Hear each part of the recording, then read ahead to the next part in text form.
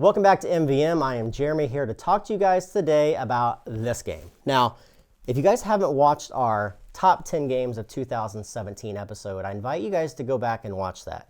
It's a fantastic episode. However, if you have, you already know the spoiler here. This was my number one game of 2017 for a variety of reasons, mostly because it is the spiritual successor to one of my favorite games of all time, and that's Terra Mystica.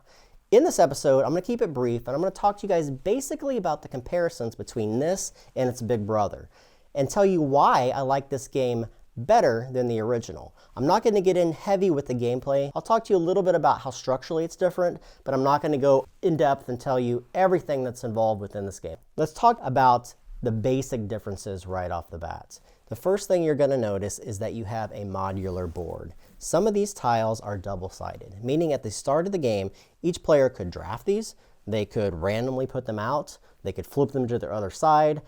You're going to have a modular board right from the start. That's completely different than Terra Mystica. One of the main complaints in the original game is that every time you play the game, you're playing on the same exact board. So you have pre-configured areas that players are naturally going to want to gravitate towards right from the start. In this game, you don't have that. You are looking at the board every time you play and saying, what is the best place for me to place my buildings? Where's the natural growth line for my civilization? And how am I going to build the best network on here to be able to become part of a federation, which is going to give me tiles that give me incentives or victory points or specific income round after round. That is a huge difference and one of the main things that I love about this game. Every time that you play, it's going to be different right from the very start. The second thing you're going to notice are the components. The original game, Terra Mystica, had wooden components.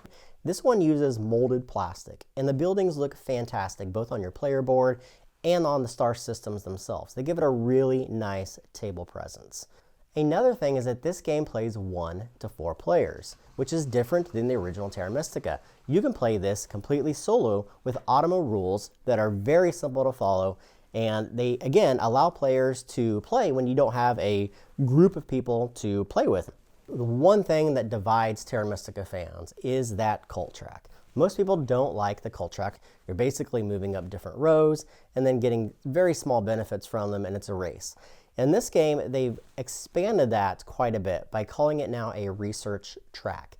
Each of these 6 different research tracks all provide players with very specific benefits and rewards for climbing up them, giving players much different paths to victory. Each of these tracks has 5 levels. And not only that, there are advanced tech tiles that are randomly distributed at the start of the game on each of these tracks that only one player can claim.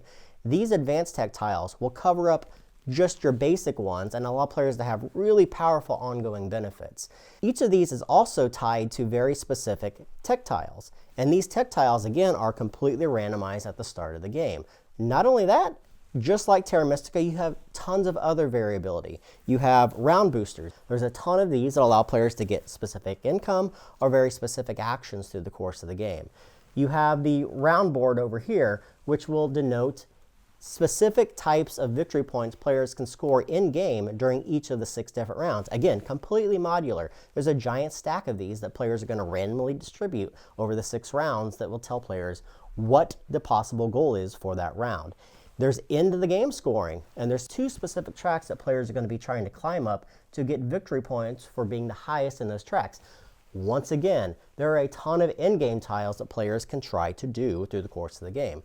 Now, the gameplay structure itself is mostly the same. However, they've added a 4th phase, which is phase 2 in this case, to the basic gameplay structure.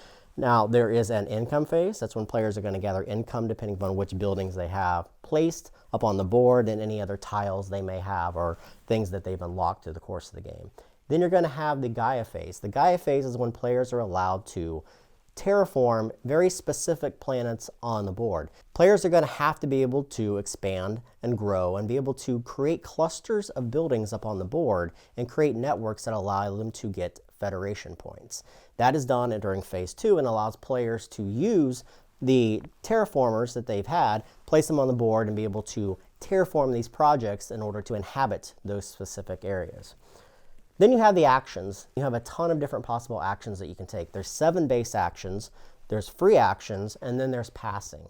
These actions allow you to do a variety of things, like building mines or starting a Gaia project. You can upgrade existing projects, you can form federations, you can research progress. There's just a ton of different things that players can do. Again, it's all about variability. There's 7 different colors that players can play from. That's because each of these player boards is represented by 1 different type of color. However, the player boards are double-sided themselves. So there's 14 possible different factions, all with unique abilities, all with unique resource structures. Again, this is all about variability right from the start. Now, Gaia Project isn't a game that you're going to sit down and master in 1 session. There's a lot going on in this game. It's all about trying to time your actions, time the places you're going to, time your movement, time the buildings that you're trying to place up on the board, round after round.